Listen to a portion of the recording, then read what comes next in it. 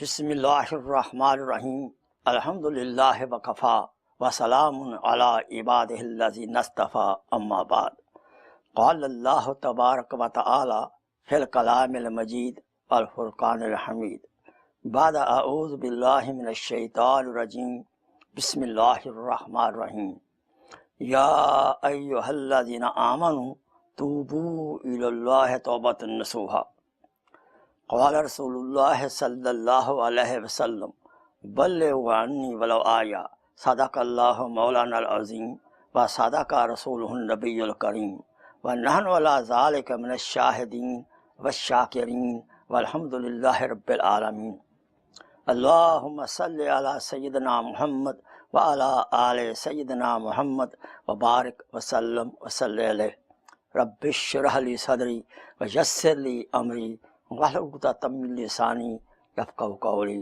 رب زدنی علما۔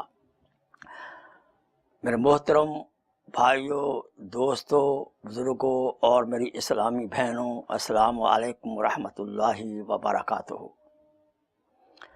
آپ کے سامنے قرآن مجید کی سورہ التحریم کی ایک لمبی آیت میں سے کچھ حصہ میں نے تلاوت کیا ہے۔ اس کا سادہ مطلب یہ ہے، اے ایمان والے مردوں اور عورتوں، توبوا الی اللہ توبۃ نصوحا، یا ایھا الذین آمنوا توبوا الی اللہ توبۃ نصوحا، اے مومن مردوں اور عورتوں سچی پکی دل سے توبہ کرو گناہوں سے۔ آیت آگے چلتی ہے، جتنا اخلاص والی توبہ ہوگی، جتنی سچی اور پکی توبہ ہوگی، اللہ تعالیٰ خوش ہو کر بلکہ گناہوں کو نیکیوں میں بھی بدل دیتے ہیں،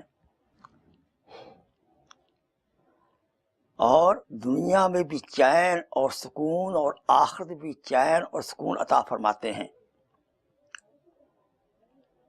ہم انسان ہیں،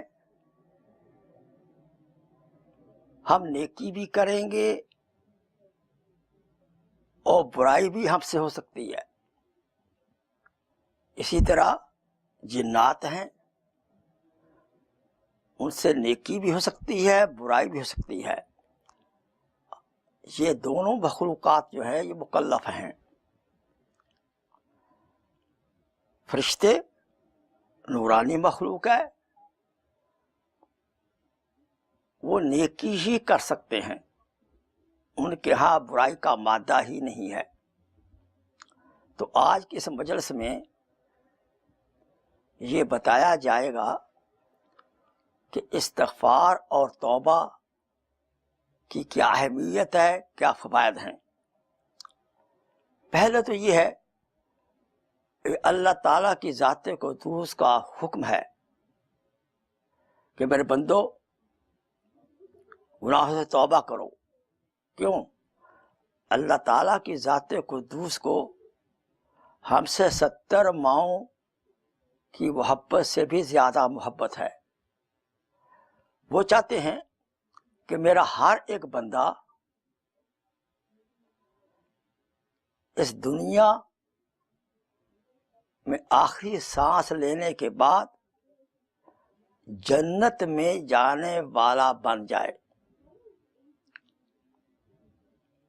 تو جنت میں جانے کے لیے روح کا گناہوں سے پاکیزہ ہونا شرط اولی ہے۔ اس لیے ہمیں اپنی زندگی گناہوں سے پاک رکھنی ہے۔ جب زندگی گناہوں سے پاک ہوگی تو دنیا میں بھی چین اور سکھ نصیب ہوگا۔ کیوں؟ مصیبتیں جو انسان کو آتی ہیں، جو پریشانیاں انسان کو آتی ہیں، وہ گناہوں کی وجہ سے ہوتی ہیں۔ اس لیے جب کبھی کوئی مصیبت آئے ہمیں زیادہ سے زیادہ استغفار کرنا چاہیے۔ اور جس لائن کی مصیبت آئے ہم سوچیں اس لائن سے کون سا گناہ مجھ سے سرزد ہوا ہے، پھر اس کا تدارک کیا جائے۔ توبہ ولایت کا پہلا زینہ ہے، اللہ کے قرب کا پہلا زینہ ہے۔ اور جب انسان سچی پکی توبہ کرتا ہے، ایک سچا ندامت کا آنسو جہنم کی آگ کو بجھانے کے لیے کافی ہے۔ قلب کے اوپر جو گناہوں سے زنگ آ جاتا ہے، اس زنگ کو دور کرنے کا علاج یہ سچی پکی توبہ اور استغفار ہے۔ یہ لغزشوں، ذرا کوتاہیوں سے توبہ کرنا، بعد آ جانا، یہ سنت انبیاء ہے۔ انبیاء معصوم ہوتے ہیں، ان سے کوئی غلطی سرزد نہیں ہوتی۔ بعض دفعہ ایسی لغزش کا ظہور کروایا جاتا ہے تاکہ امت کو تعلیم ہو۔ رسول اکرم صلی اللہ علیہ وسلم عصر کی نماز کے بعد بعض روایات میں آتا ہے 70 دفعہ، بعض روایات میں آتا ہے 100 دفعہ استغفار کرتے تھے۔ وہ تو معصوم تھے، وہاں تو کسی لغزش کا شائبہ بھی نہیں ہم تصور کر سکتے۔ یہ کیوں تھا؟ میری اور آپ کی تعلیم کے لیے۔ اس لحاظ سے یہ سنت انبیاء ہے، ورنہ اللہ تعالی انبیاء علیہ السلام کی زندگی پاک مطہر، ہر قسم کی معمولی سے معمولی لغزش سے بھی محفوظ رکھتے ہیں، جو کہ انہوں نے امت کے لیے ماڈل بننا ہوتا ہے۔ انسان توبہ کرنے سے محبوب خدا بن جاتا ہے۔ اللہ تعالیٰ قرآن مجید میں فرماتے ہیں ان اللہ یحب التوابین یحب المتطہرین، اللہ پاک توبہ کرنے والوں سے محبت کرتے ہیں اور اپنے من کو گناہوں سے صاف کرنے والوں سے لا شبہ محبت کرتے ہیں۔ جو توبہ کرتے رہتے ہیں اپنے گناہوں سے، اللہ پاک اسے اپنا قرب عطا فرماتے ہیں۔ اس لیے ہمیں چاہیے کہ ہماری روح ہر قسم کے گناہ سے پاک رکھیں، بھلے چھوٹا گناہ ہو بڑا گناہ ہو۔ علامہ ابن قیم رحمۃ اللہ علیہ کہ ہاں تو وہ کہتے ہیں بھائی